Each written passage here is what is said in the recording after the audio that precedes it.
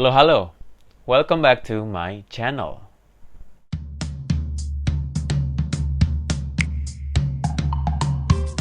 Hey, apa kabar semua? Thanks for subscribing ya. Buat teman-teman yang sudah subscribe, terima kasih. Buat yang belum subscribe, gue mau ingetin nih untuk subscribe channel gue ini supaya teman-teman bisa dapat informasi soal pengalaman gue tinggal dan kuliah di Inggris dan cerita-cerita gue yang lain yang mungkin bisa bermanfaat buat teman-teman semua nih. Dan juga jangan lupa yang udah follow, yang udah subscribe, diklik tombol loncengnya supaya bisa dapat updatean dari gue, dan juga di like videonya supaya makin banyak yang tahu channel ini dan makin banyak yang bisa mungkin terbantukan dengan cerita-cerita gue. Nah, di video sebelumnya kan gue sudah bercerita mengenai pengalaman gue kerja di Inggris. Ya, gue bercerita soal pengalaman gue kerja di Amazon. Nah, kali ini gue mau bercerita nih, masih berhubungan dengan bekerja, ya, dan masih berhubungan dengan di Inggris. Kali ini gue mau bercerita tentang pengalaman gue menjadi asisten rumah tangga di Inggris. Yes, you heard me right, asisten rumah tangga. Jadi gue pernah diterima kerja menjadi asisten rumah tangga di Inggris. Tapi ada tapinya nih, asisten rumah tangga yang mungkin teman-teman tahu itu berbeda dengan asisten rumah tangga yang waktu itu gue diterima kerja.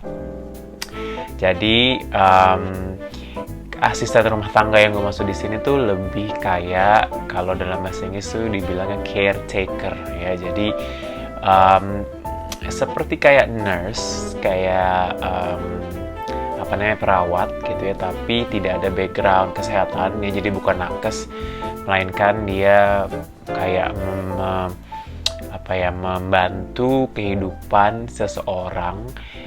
Mulai dari membersihkan rumahnya, kemudian kayak memberikan orang ini makan, mengingatkan orang-orang ini kalau memang mereka harus minum obat, mereka akan mengingatkan, membantu orang-orang ini untuk berbelanja kebutuhan sehari-hari, mungkin mengantarkan orang-orang ini dari rumahnya ke suatu tempat, dan simply untuk menemani orang-orang ini di rumahnya. Tapi orang-orang yang dimaksud di sini specifically adalah orang-orang lansia atau lanjut usia. Ya, jadi waktu itu gue pernah diterima menjadi caretaker untuk lansia, untuk senior citizen di UK. Jadi itu lokasinya sebenarnya bukan di Bristol, kan gue tinggal di Bristol ya teman-teman ya, waktu di UK dulu. Tapi waktu itu perusahaannya itu tidak tidak berada di Bristol. Tapi sebelum gue masuk ke dalam itu, mungkin gue kayak mau sedikit berbagi kenapa sih gue mau apply gitu ya. Kenapa gue apply, gimana caranya gue bisa apply pekerjaan ini gitu. Jadi ya simple aja sih sebenarnya gimana cara gue bisa apply adalah dengan di UK kan ada website untuk mencari pekerjaan gitu ya, sama lah kayak di Indonesia juga ada gitu kan, you name it lah, nama-nama websitenya gitu. Nah ya gue apply dari sebuah website pemberi informasi lowongan kerja yang cukup terkenal di Inggris sana, dan kayaknya website ini baru masuk deh ke Indonesia karena sekarang sudah ada di Indonesia. Kayaknya dulu sebelum gue ke UK website ini sepertinya ada, tapi kayak keberadaannya masih kurang terlihat gitu ya. Tapi sekarang sudah banyak sekali lowongan-lowongan di perusahaan ini. Jadi gue apply di situ dengan harapan, maksudnya dengan kayak nggak tahu bahwa apakah gue sebenarnya eligible gitu ya untuk pekerjaan ini. Memang pekerjaannya sangat mengandalkan fisik ya, bukan mengandalkan skill tertentu. Mungkin skill juga, cuman mungkin lebih ke fisik gitu ya, mengandalkan fisik gitu. Jadi gue merasa bahwa mungkin mungkin gue bisa diterima nih, walaupun gue belum punya pengalaman terjun langsung atau pengalaman yang sama di pekerjaan ini sebelumnya, atau gue nggak punya sertifikasi gitu-gitu yang berhubungan dengan pekerjaan ini gitu. Jadi gue apply, kemudian itu banyak nih yang gue apply nih, nggak cuman perusahaan ini doang, perusahaan-perusahaan lain tuh gue apply gitu banyak untuk pekerjaan yang sama. Nah, adalah satu yang memanggil gue untuk interview. Nah, yang satu ini itu adalah lowongan pekerjaan di London, karena pada saat itu kayak gue berpikiran kayak gue enak nih kayaknya tinggal di London gitu ya, setelah kuliah kelar di Bristol sebelum wisuda gitu, kayaknya enak nih untuk pindah ke London gitu ya, like I don't know, I love London. Jadi gue dipanggil untuk interview gitu, tapi kayak long story short, interviewnya kayak kurang berjalan lancar, kayak mereka itu meminta sesuatu kepada gue apa gitu, kayak pengalaman atau apa gitu yang kayaknya gue nggak bisa penuhi, kayak waktu itu bermasalah dengan visa or something. Jadi kayak interview itu kayak meh gitu, kayak iya kayak udah tahu gue udah punya feeling nih kayak nggak akan diterima gitu. Kemudian dipanggil yang satu lagi nih, yang tadi gue bilang si yang akhirnya menerima gue nih memanggil gue setelah itu untuk interview. Nah, ini juga lokasinya di luar Bristol, tapi tidak sejauh London. Si pekerjaan ini, perusahaannya itu berada di sebuah kota kecil bernama Frome. Kalau naik kereta dari Bristol mungkin kayak sekitar, I don't know, 30 minutes, 25 menit, 20 menitan. Pokoknya kalau naik kereta cepet. Tapi kalau naik bus, atau busnya tuh bukan bus antar kota antar provinsi ya, tapi bus bus transport gitu, kayak ibarat kata dari Trans Jabodetabek gitu. Iya, pokoknya yang kayak menghubungkan kota, tapi dia bukan antar kota antar provinsi yang kayak dari terminal gitu. Ini tetap public transport, tapi dia menghubungkan dari satu kota ke kota lain gitu. Nah, kalau naik public transport seperti itu, dari Bristol tuh memakan waktu 2 jam, guys. Jadi dari Bristol naik bus dulu ke sebuah kota bernama Bath, naik bus. Kemudian dari Bath, dari Bristol ke Bath itu tergantung bisnya yang mau yang mana. Ada yang direct, which is faster, which is quicker nyampenya. Dan ada yang non-direct, jadi dia nggak langsung, jadi kayak banyak berhentinya gitu. Nah, yang non-direct itu bisa 1 jam. Kalau yang langsung kayak 45 menitan gitu, nyampe di Bath. Nah, dari Bath, sambung lagi naik bus. Nah, busnya ini tidak ada yang seperti tadi, direct, non-direct, sama aja nih, hanya ada satu jenis. Dan itu dari Bath ke Frome itu sebenarnya kalau naik mobil sendiri sih sebenarnya nggak terlalu jauh ya, kayak maybe 20 menit, 20 menitan gitu kalau naik mobil, atau 30 menitan gitu kalau naik mobil sendiri. Tapi kalau naik bus ya, karena bus berhenti ya kan, kalau ada yang berhenti ini harus berhenti gitu, jadi agak lama. Dan itu kayak menyusuri, melewati pedesaan dari Bath ke Frome itu melewati pedesaan, dan tapi kayak pemandangannya tuh super bagus gitu. Jadi kayak worth it lah ya, perjalanannya panjang tapi pemandangannya bagus gitu. Jadi kalau dihitung dari Bristol ke Frome itu bisa memakan waktu sekitar 2 jam.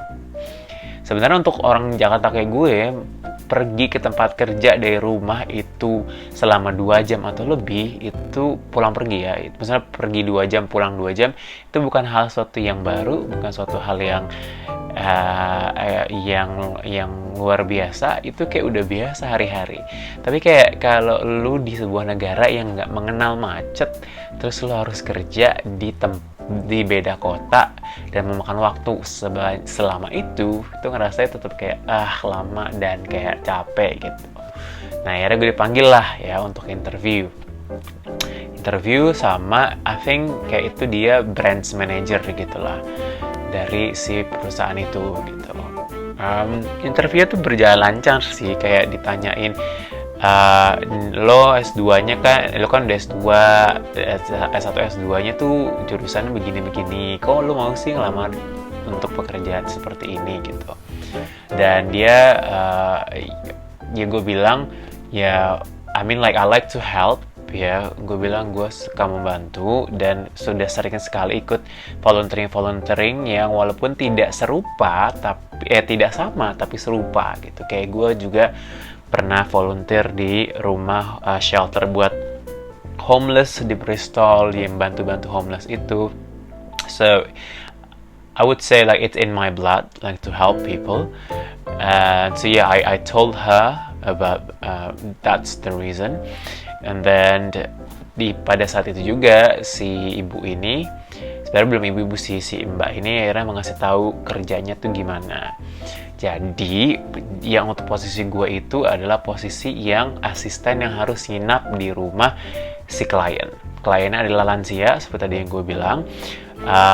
Tapi mostly dia bilang sebenarnya lansia ini tidak punya kondisi kebanyakan ya, kondisi yang mengharuskan dia membutuhkan bantuan gitu. Dia hanya karena tinggal sendiri dia butuh seseorang untuk ngobrol, untuk menemani dia gitu. It's not about safety ya, bukan masalah safety masalah takut ada pencuri, maling, no.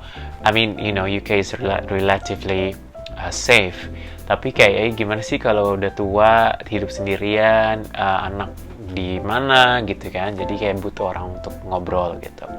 Dia sih bilangnya gitu ya, basically yang klien-klien dia kebanyakan yang gitu. Ya udah, interview I thought it went well interviewnya, and then sekitar seminggu sampai 2 minggu kemudian I think dapatlah telepon, dan gue pada saat itu sedang tidak lagi nggak di UK, gue lagi di Belgia, lagi jalan-jalan. Dia telepon kayak, hey, can you come to our office tanggal sekian because you got accepted. I said okay, thank you. Tapi masalahnya gue lagi di Belgia ya, lagi Euro trip pada saat itu. Jadi kayak gue bilang okay, I would gladly accept. Tapi permasalahannya gue nggak bisa datang di tanggal no, dia nggak nyuruh, yang dia nyuruh datang tapi itu sesudah gue Euro trip. Ya gue bilang iya gue lagi di Belgia, is it a problem? Dia nanya pulangnya tanggal berapa, gue bilang tanggal sekian. Oh bisa, lo harus datangnya tanggal sekian gitu. Oke. Datanglah gue ya kan ke tempat kantor itu di hari yang dijanjikan, di hari yang dimana mereka suruh gue datang. Nah di hari dimana mereka suruh gue datang itu adalah soal penandatanganan kontrak kalau nggak salah, inget gue. Pokoknya penandatangan kontrak gitu. Dan itu ya cuma buat itu doang. Terus mereka nyuruh gue untuk datang lagi seminggu depannya untuk training. Ya jadi akhirnya minggu depan gue datang untuk training lagi, di mana pada saat itu kayak gue telat karena jauh dari Bristol ke Frome. Itu pun gue karena udah mau telat, gue dari Bath itu nggak naik bus, gue naik Uber ya, naik Uber taksi. Dan itu kayak mahal banget harganya, harus gue bayar kalau di rupiah tuh mahal banget. Tapi ya gue nggak suka telat gitu, jadi gue mau nggak mau gue harus naik Uber. Datang lagi di tengah-tengah ya ada si general manajernya kalau nggak salah lagi ngasih tahu ini perusahaannya gini gitu. Tapi gue masuk lah. Tapi gue udah bilang di awal kayak gue bakal telat nih karena nggak tahu pada hari itu tuh susah banget dapet bis. Terus pas tiba-tiba pas dapet bis gue mogok. Terus pas mau nyari bis yang lain nggak dapet gitu kan. Ya udah akhirnya gue nyampe di tengah-tengah, dipersilahkan untuk duduk gitu. Dan lucunya adalah nama perusahaan ini itu sama kayak nama sebuah perusahaan taksi di Indonesia. So you guess yourself. Ya jadi jelasin perusahaan ini gimana gitu. Jadi masih berhubungan dengan bisnis lah, belum on the job training gitu. Nah terus akhirnya masuk ke on the job trainingnya. Gue lupa sih di hari pertama itu trainingnya apa ya, tapi secara general di tiga hari itu kita itu di training gimana caranya menghandle situasi-situasi dan juga menghandle klien. Jadi ada satu training soal P3K ya, jadi untuk first aid ya, memberikan bantuan pertama gitu. Jadi kami dilatih gitu gimana caranya ngasih pertolongan pertama kayak yang di film-film tuh ya, ditekan dadanya, kemudian kalau tidak bisa dikasih nafas bantuan. Kemudian jadi kalau di UK itu banyak banget titik-titik yang ada defibrillator, susah namanya, defibrillator, yaitulah alat pacu jantung yang ditaruh di banyak titik gitu. Jadi kalau misalkan di tempat umum ada yang tahu-tahu collapse atau jatuh atau tertabrak atau kecelakaan dan butuh first aid dengan dipacu jantungnya, nah kita bisa ngambil dari situ, terus kita bisa pemakai alat itu gitu. Nah itu dikasih tahu juga gimana caranya. Kemudian kita dilatih juga gimana, yang menarik adalah guys, yang menarik itu adalah waktu training training soal mengganti spray. Ganti spray kan terdengarnya remeh-temeh, it's easy gitu. Tapi pernah nggak lo ganti spray di mana di atas kasurnya masih ada orang? Nah itu dia challenging, karena klien-klien kita bisa saja yang kita dapatnya yang paralyzed gitu. Jadi beliau-beliau ini nggak bisa turun dari tempat tidur dan harus diganti spraynya. Ya mau nggak mau kita harus mengganti spraynya tanpa dia bangun dari kasur. Dan itu kayak pertama kali, kayaknya gue pernah tahu tuh cara sebelumnya, tapi nggak pernah benar-benar lihat di depan mata. Pas lihat di depan mata tuh gue kayak wow, it's like magic, like literally magic. Kayak how come, gimana caranya bisa dengan sacet lo membuka spray tanpa orangnya bangun dari kasur. That's amazing. Kemudian kita juga dilatih untuk memindahkan klien kita yang paralyzed atau semi paralyzed. Misalkan memindahkan, dia mau makan nih, tapi dia maunya makannya di ruang makan gitu, nggak di kamarnya. So kita diajarin untuk gimana caranya membantu membopong beliau dari tempat tidur, dari dia berbaring terus duduk di pinggir kasur, kemudian dipindahkan ke kursi roda atau ke crutch-nya, ke tongkatnya untuk yang berjalan gitu. Kemudian kita juga dikasih sesi soal mental health ya, karena banyak sekali kan kalau lansia-lansia itu ada risiko terkena Alzheimer dan atau demensia gitu. Jadi kita waktu itu diberikan sesi soal demensia, gimana sih caranya untuk berkomunikasi dengan klien-klien yang mungkin saja mengidap Alzheimer dan atau demensia gitu. Terus juga kita banyak banget sih, misalnya kayak training yang benar-benar baru pertama kali gue dapet, yang nggak pernah gue lihat secara langsung sebelumnya.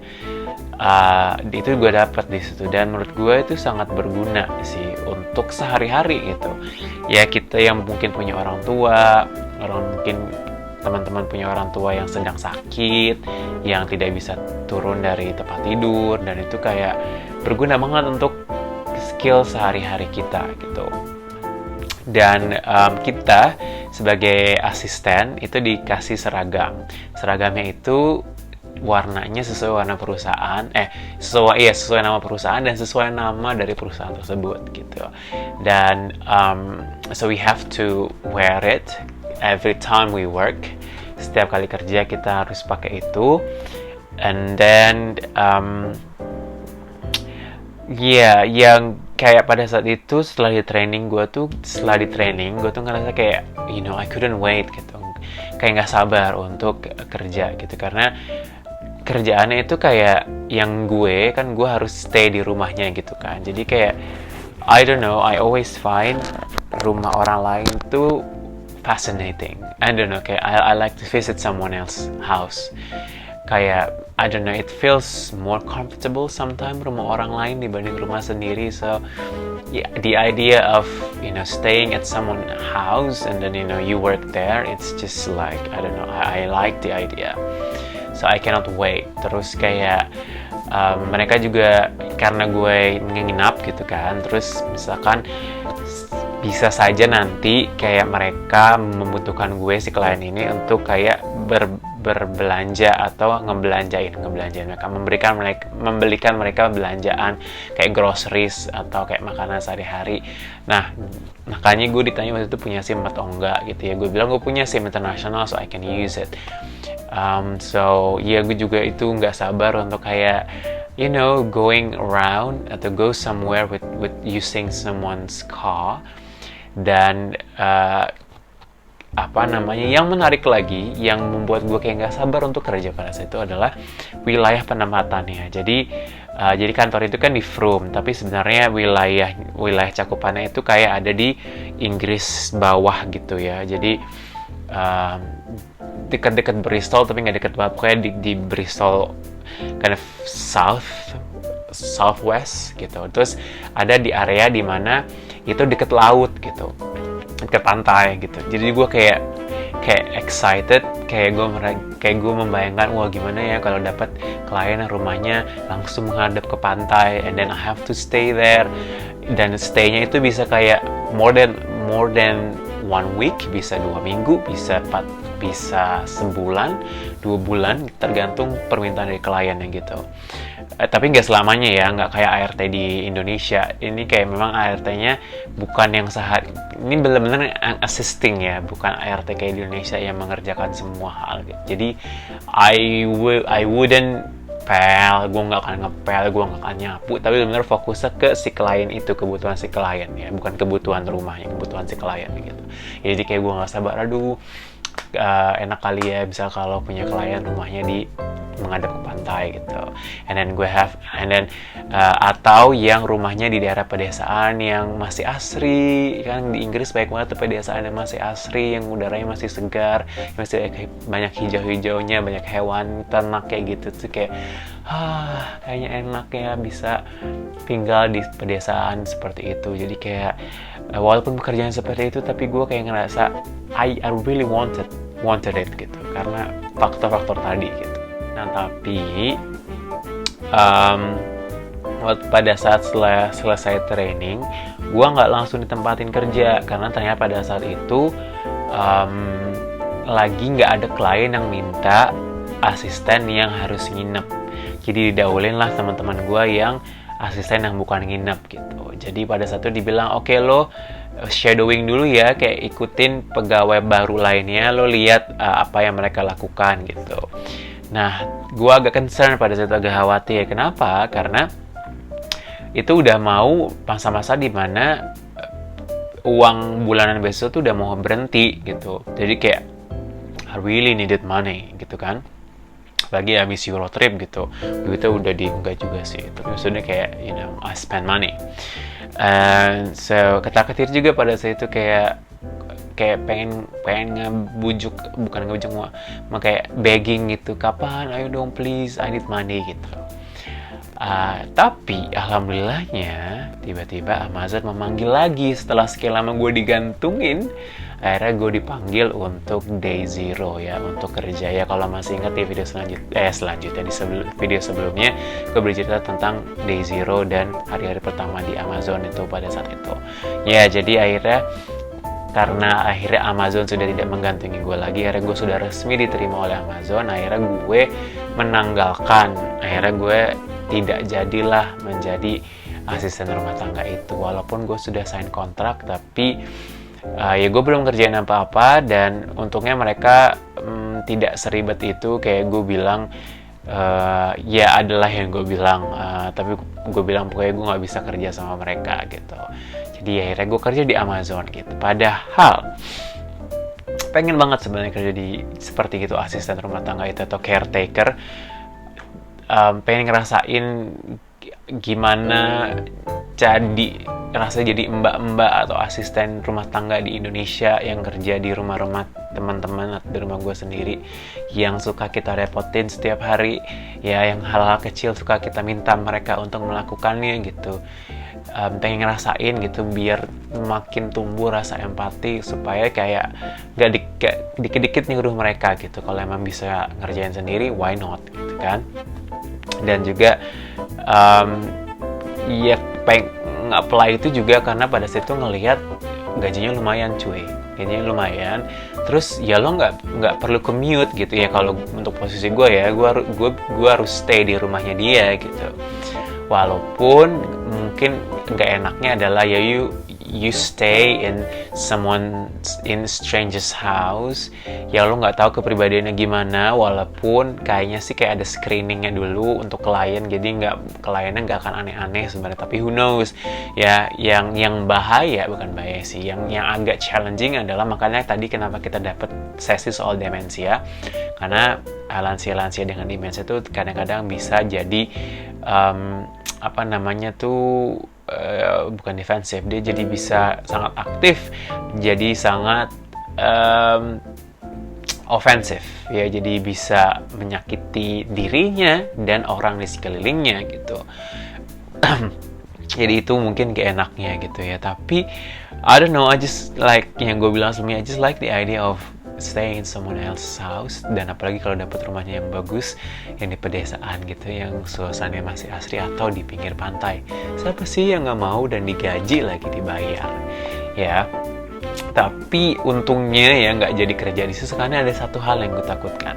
Karena pada saat itu walaupun kita nggak melakukannya, tapi ada dibilang bahwa ada kemungkinan kita akan memakaikan kateter kepada klien. Gue aja dengan kata kateter aja udah ngilu ya.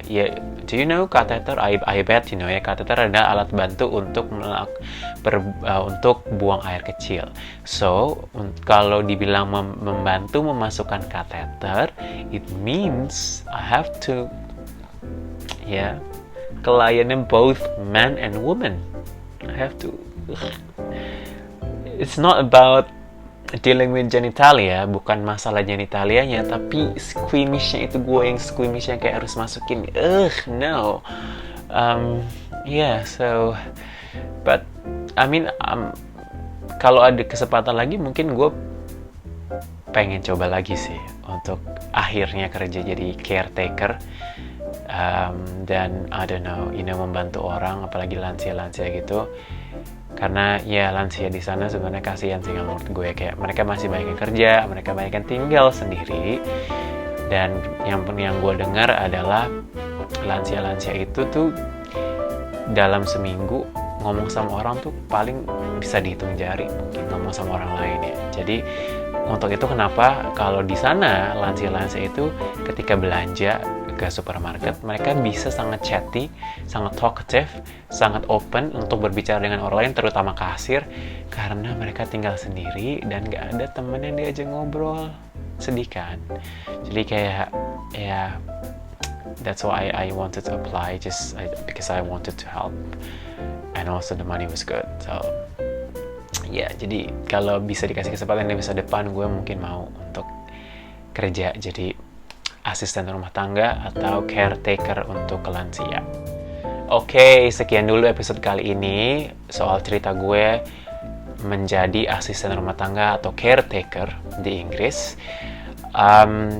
Next episode, karena kita sudah mau bulan Ramadan, mungkin akan soal pengalaman gue berpuasa di Inggris. Nah, supaya lo bisa tahu gimana atau kapan itu video muncul, jangan lupa dong di subscribe channel ini supaya lo bisa dapet updatean langsung mengenai episode-episode selanjutnya yang pastinya akan menarik sekali. Menurut gue sih, tapi kayak menarik sih. Dan juga jangan lupa follow Instagram gue di @VickyVianda. Ini ada di sini nanti ya, jangan lupa, karena juga di situ akan ada updatean informasi. Dan gue juga punya podcast gue tentang banyak hal, tapi lately sedang ngomongin bahasa Inggris, terutama IELTS. Jadi buat lo semua yang lagi belajar IELTS, belajar bahasa Inggris, wajib kudu mendengarkan podcast gue yang namanya Le Wild Podcast di Spotify. Oke. sudah lama dari tadi gue mengoceh-ngoceh ya. Semoga tadi yang gue ceritakan mungkin berguna atau mungkin entertaining atau membuat lo jadi oh ternyata gitu ya, jadi caretaker di Inggris. Yes, I hope you liked it. I hope you enjoy, and again, please subscribe and click the thumb, yeah, like this video and maybe comment. Okay, so once again, thank you so much and see you on the next video. Bye.